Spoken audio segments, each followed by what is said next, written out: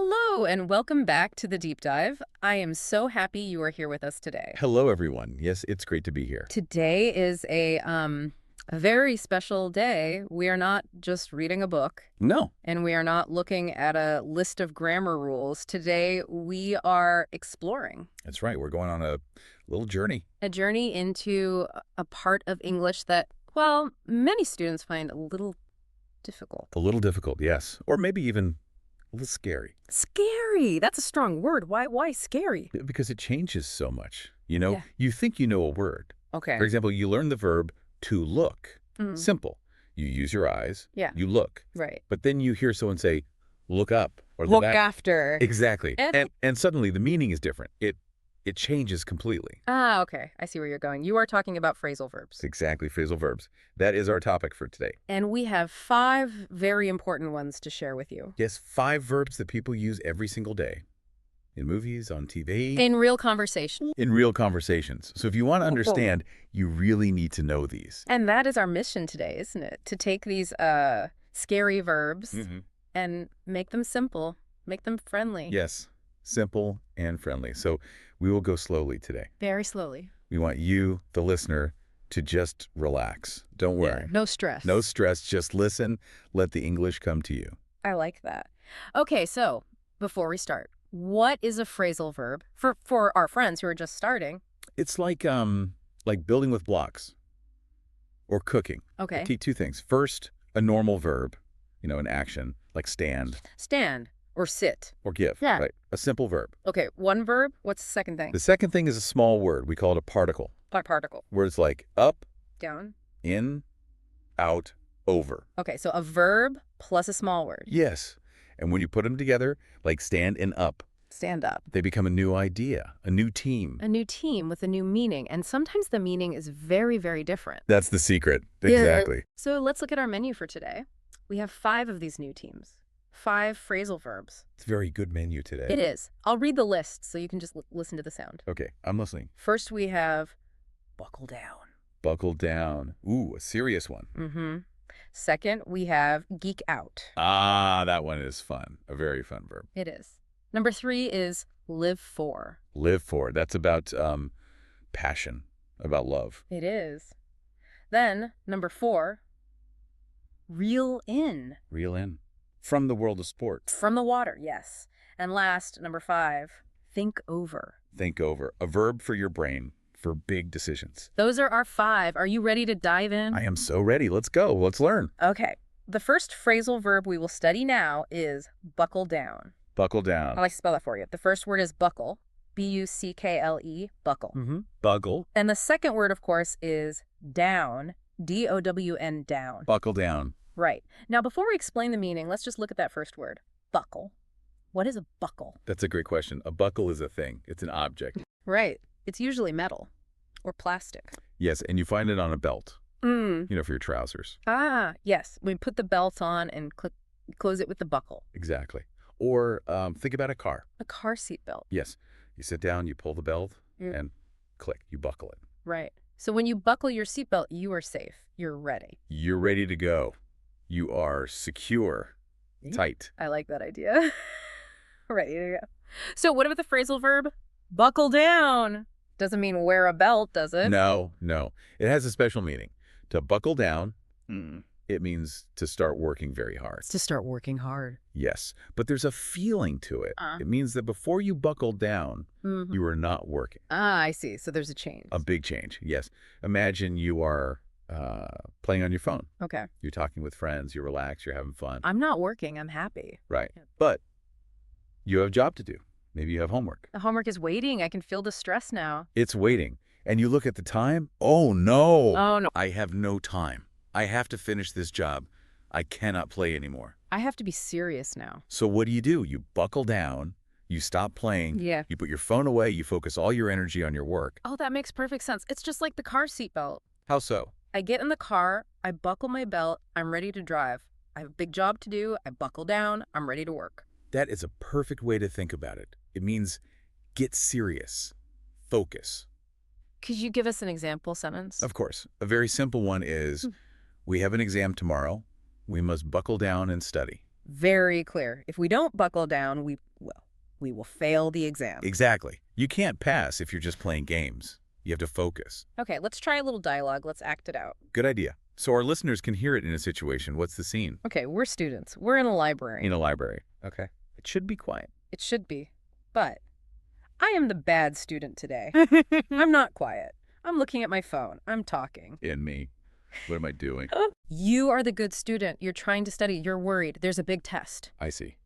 So I want to work and you want to play. You got it. Okay, let's study. Hey, look at this. You have to see this picture on my phone. Shh, please. I am trying to read my book. But look, it's a cat and it's dancing. It's so funny. I don't want to see a dancing cat right now. Ace. Please, can you put your phone away?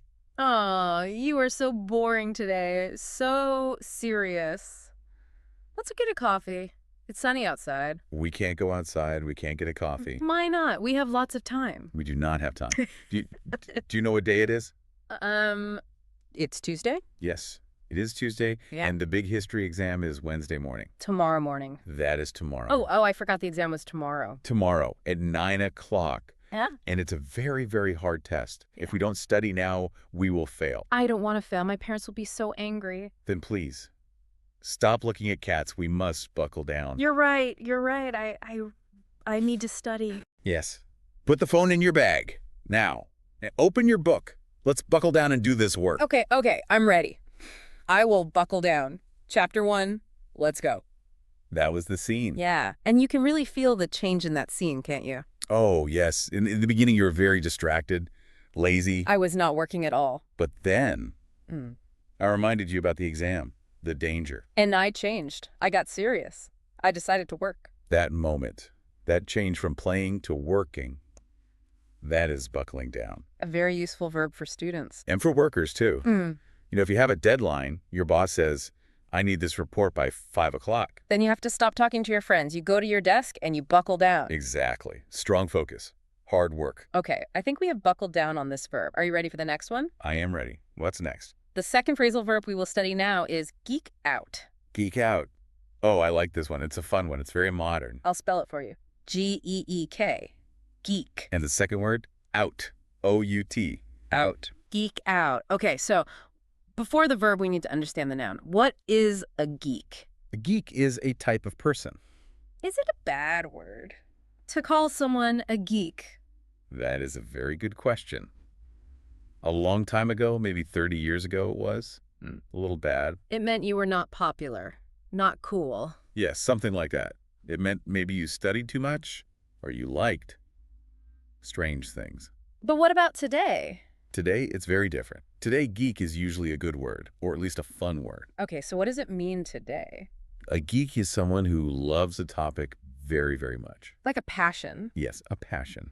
Usually for something like technology, computers, science. What about movies? Oh, yes, science fiction movies. Or comic books, video games. Okay, so a geek is someone who's really passionate about these things. So what does the verb to geek out mean? Well, it means to act like a geek. To talk for a long, long time about something you love. You just talk and talk. And you talk fast. So And you're very excited. you're talking about what? Usually, yeah. Technology, computers. Yeah. Or your favorite hobby. And here's an important question. Do you use simple words when you geek out? No, that's the key. When you geek out, you use very detailed words. Technical words. Exactly. Words that maybe other people don't understand. Ah. So if I start talking about my new phone and I talk about the processor and the megapixels and the RAM. You are geeking out 100%. And how do other people feel when I'm geeking out? Well, sometimes they get a little confused or maybe bored, but you are very happy. Right. I'm happy in my own little world. Exactly. Let's try a dialogue to show this. Okay. Where are we this time? How about a coffee shop? We're just two friends. We're having a coffee. Sounds good.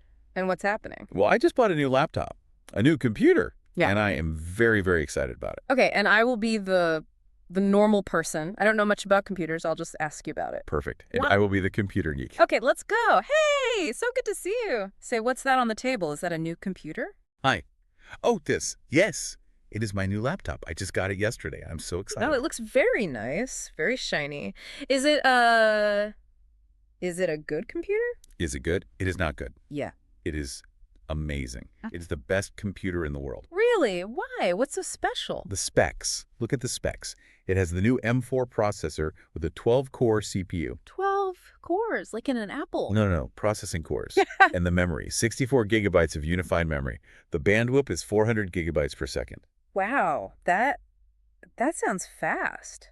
It is so fast. And the screen is a liquid Retina XDR display. The contrast ratio is 1,000,000 to 1. The blacks are perfect. That just looks like a screen to me. It's very bright. And the cooling. The fans never, ever turn on. I could render 4K video while I compile code, and it is silent. Yeah. And cold. Whoa, stop. Just slow down a little bit. What? What's wrong? You're speaking another language. I don't know what rendering is. I don't know what gigabyte is. Oh, I am. I'm so sorry. It's okay. You just got very, very excited. I know. I am sorry. I always geek out when I talk about my new laptop. Yeah. I love the technology. Okay to geek out. You look very happy, even if I don't understand one word. Thanks. I'll try to be simple. It's a very fast computer. So that was the scene. Yeah. And you can see the problem, right? I can. I asked a very simple question. I said, is it good? And I gave a very, very long and complicated answer. You used all these big technical words. Cores, gigabytes, retina. You were geeking out. I was completely lost in the details. I was so excited I forgot that you were not an expert like me. And that is the heart of geeking out. It is that enthusiasm, that passion for the details. Right. And you can geek out about other things too, not just computers. Oh, yeah. Like what? You could geek out about coffee. Coffee? Sure. Talking about the coffee beans, the temperature of the water, the grinding method. Ah, I see. Or cars. Geeking out about the engine, the horsepower. Exactly.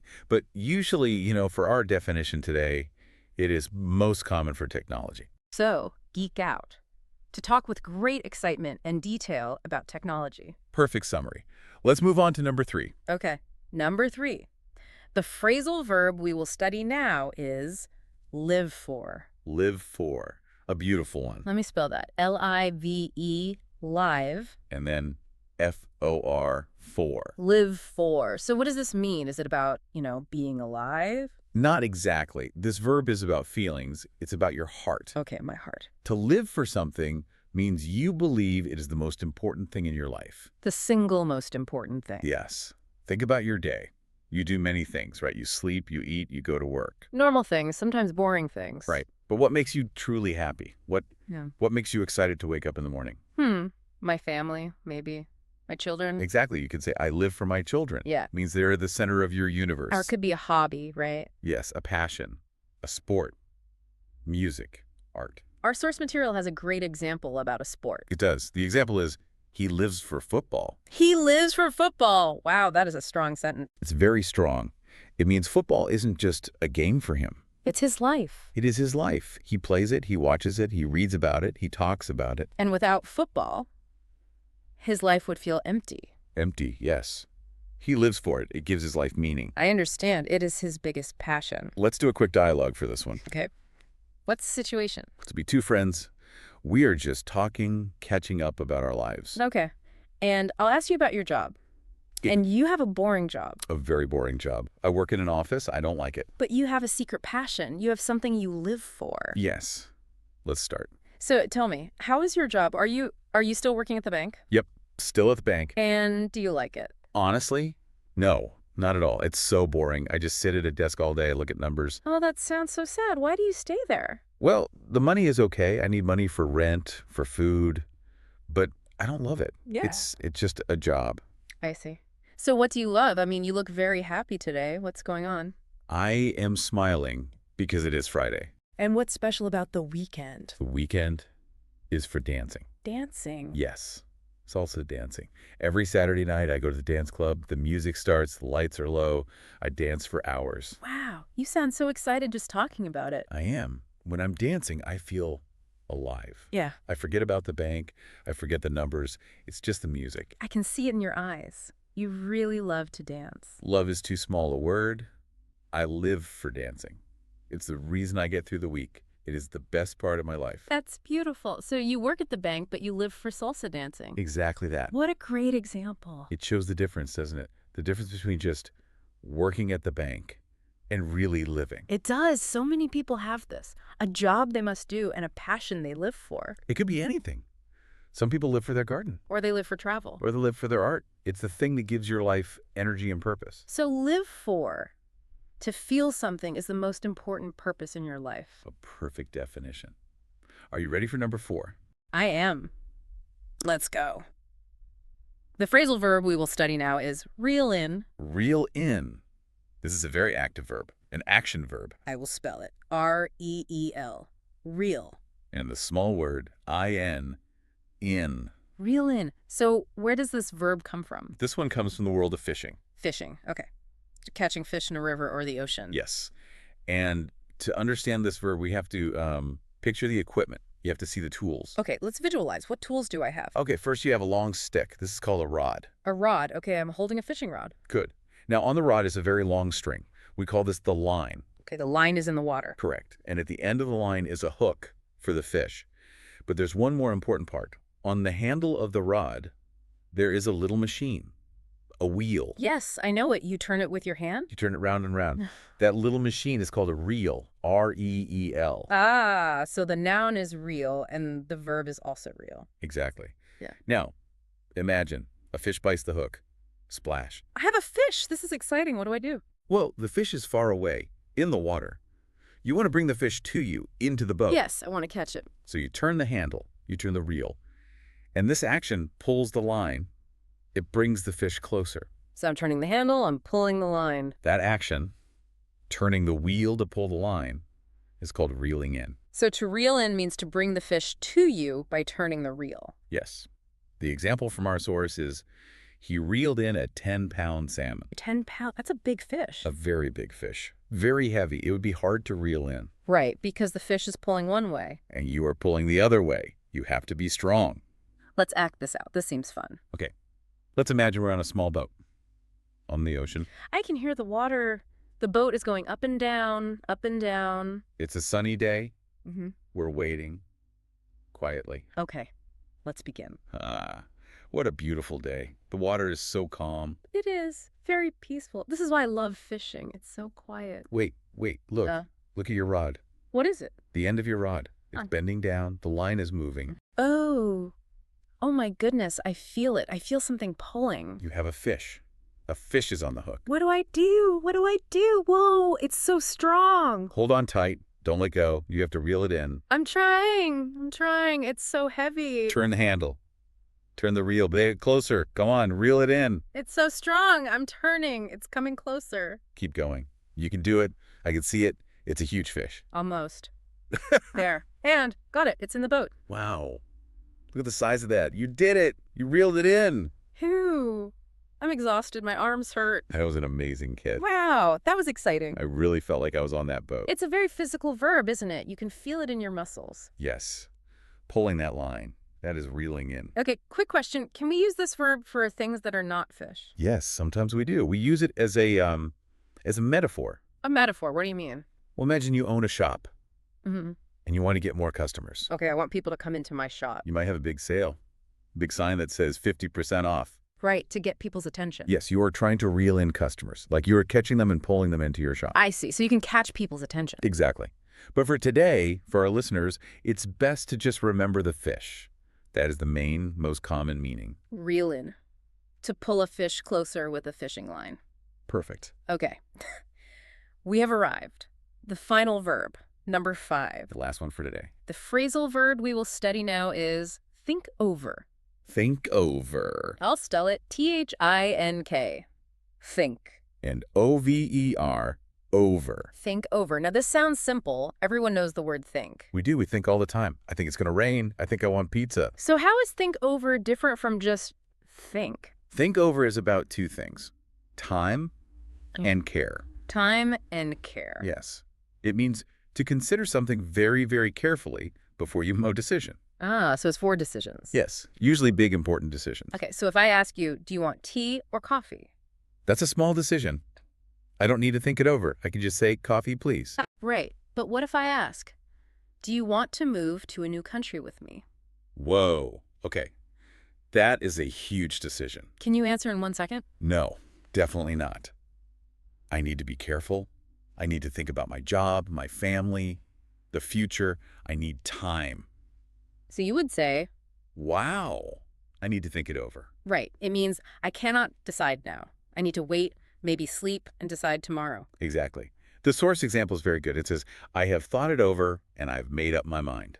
Made up my mind. That's another great phrase. It means I have decided. So you see the order. First you think over, then later you decide. Let's do a dialogue for this one. It feels like a serious verb. It is. It's often used in serious conversations about jobs, money, moving. Okay, let's use a job example. I have an offer for a new job. We are at home talking in the evening. Okay. A serious conversation. Yes, I have some big news. I'm listening.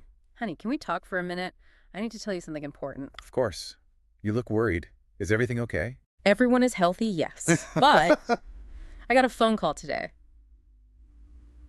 from that big company in Leeds. In Leeds. The one you interviewed with? Did they offer you the job? Yes, they good. They offered me the job. And the money is very, very good. That's wonderful news. Congratulations. But you don't look happy. Why? Because the job, it's in Leeds. Oh, right. And Leeds is very far away. It's a 5-hour drive from here. If I take this job, we have to move. Yeah. Sell this house. Find a new school for the children. You would have to find a new job. Oh, wow. Oh. I didn't think of all that. That is a huge, huge change for our family. I know. And Yeah. they want an answer very quickly. How quickly? They said they need to know by tomorrow morning. Tomorrow morning. That's too fast. You can't decide something this big right now. I know, but what should I do? I'm so confused. You need to tell them you need more time. Just tell them it's a big decision and you need to think it over. You think they will understand? Yes, of course. Right. They will understand. As for the weekend, say, I need to think it over with my family. You're right. I can't say yes or no today. I need to think. We will think it over together. Tonight, let's sit down and talk about everything. Okay. Okay. Thank you. That makes me feel better. That was a very clear example, I think. It shows the pressure, doesn't it? I needed to make a big decision, but I couldn't do it quickly. So you needed time and space to use your brain. That is thinking over. It's so different from just thinking. Thinking can be fast, but thinking over is always slow and deep. That's a great way to put it. You look at the problem from all sides. You turn the idea over and over in your mind. Yes, I like that image, turning it over in your mind. So think over to consider something carefully before you decide. Perfect. Okay. Wow, we did it. That was all 5 verbs. That went by pretty fast. We covered a lot of ground today. Good job today. Good job to you too, and a very good job to all of our listeners. You stayed with us and learned a lot. Let's do one final quick review. 5 new phrasal verbs. Can you list them with just a keyword or two? I can. Okay, number 1 was buckle down. The seatbelt. Right. It means start working hard. Number 2, geek out. The computer. It means talk with excitement about technology. Number 3, live for. The passion. It means to love something very, very much. Number 4, reel in. The fish. It means to pull something closer with a line. And finally, number 5, think over. The big decision. It means to think slowly and carefully. Those are our 5 verbs. They're wonderful verbs to know. I really hope you enjoyed this lesson. Phrasal verbs can be fun. They make your English sound more natural. Yes. Don't be scared of them. Try to use one of these verbs today. Before we go, we always have a final question for you, a little mission. We do, and my question today uses one of our verbs we talked about, live for. So my question for you, the listener, is, what do you live for? Oh, that is a deep question. It is. What is the most important thing for you? Is it your family, your art, music, your job? What makes you happy to be alive? It's a good question. Think about it. Take your time. Think it over. Yes. Think it over. And maybe you can tell a friend your answer in English. I live for. Thank you so much for listening. We will be back very soon with more deep dives into English. Goodbye for now, and keep learning. See you next time on The Deep Dive. Bye-bye.